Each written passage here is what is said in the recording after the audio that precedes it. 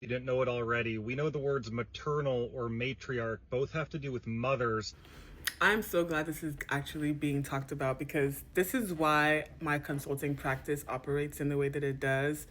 After the discovery chat, you step into the matrix, and how what that means is essentially you come into a space, whether it's you as an individual or your team or whatever, and there is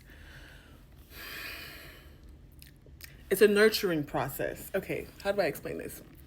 I had to I was in the consulting space for enough of a time to understand that these guys don't get it.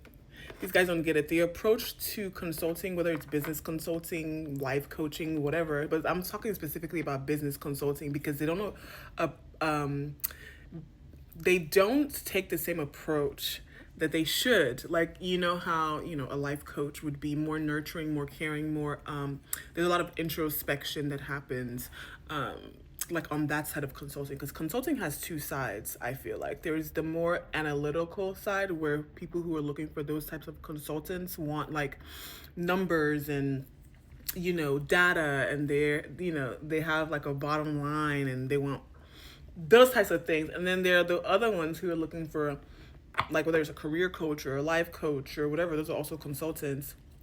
And they're looking for more so like transformation on a I guess like a underlying level, like a base level, versus the other side, right, where they want to see output, they want to see progress, they want to see results, as far as their bottom line is concerned. But there are two different approaches that are taken in both of those scenarios, and it actually shouldn't be. It should be the exact same approach. I feel like the analytical side, like the business side of consulting, is super sterile. It actually removes that matriarchy. It takes away the matrix, and that's like the big. That's actually the most important part. You have to have a baseline understanding of what the foundation you want to work on looks like. Not just, okay, what are your systems? Do you guys have SOPs? You're not even, you're jumping ahead. You gotta come all the way back to the matrix, to the human behind the question of whether or not the system is optimized, whether or not, whatever. We're not there yet. So yeah, this video actually resonated with me because I knew that the approach that I was taking was very maternal, very much only a woman would do it this way, right? And then calling it a matrix, even like the process of calling it a matrix, it just made sense because you come into a space. I call it a studio. These are studio sessions, like my consultations. It's a matrix because you come into a space where you identify in a really like holistic way, like what's going on presently and where it is you're trying to go. So we look at the self, we look at the work, we look at the relationship, we look at impact, four domains at the very minimum. For, like I said, whether it's an individual, like a solopreneur, or whether it's a business, so it's a team analysis, or whatever. But like that underlying process has to happen first in order to solve for whatever problem you thought you came in having. Because a lot of times when people come in for consultation, or they come in and they need a business consultant, they need whatever help, they're describing a symptom, not the root cause.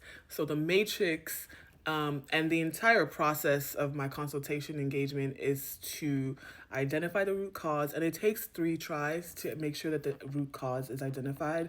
So there's the initial stage, which usually kind of starts peeking its head in discovery. Then the matrix is the second layer of evidence, and then after that, there's a scorecard. It's like the evidence scorecard. It's like a pattern mapping. That's when like the pattern is like solidified.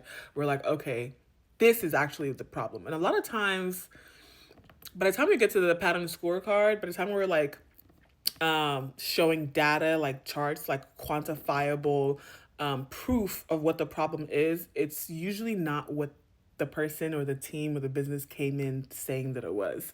Like I said, it's usually just a symptom that they come in address, like wanting to fix, But it's like, that's not a sustainable solve, right? Because you've probably done this before where you brought in outside help to try to solve for either the same thing or da da da. And it's like, they will solve the symptom, they'll put a band aid on it, or they'll give you a generic pill.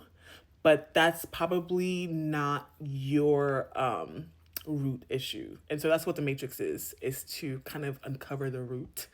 And then yeah, and then you go along a nurturing process because it's it's a journey.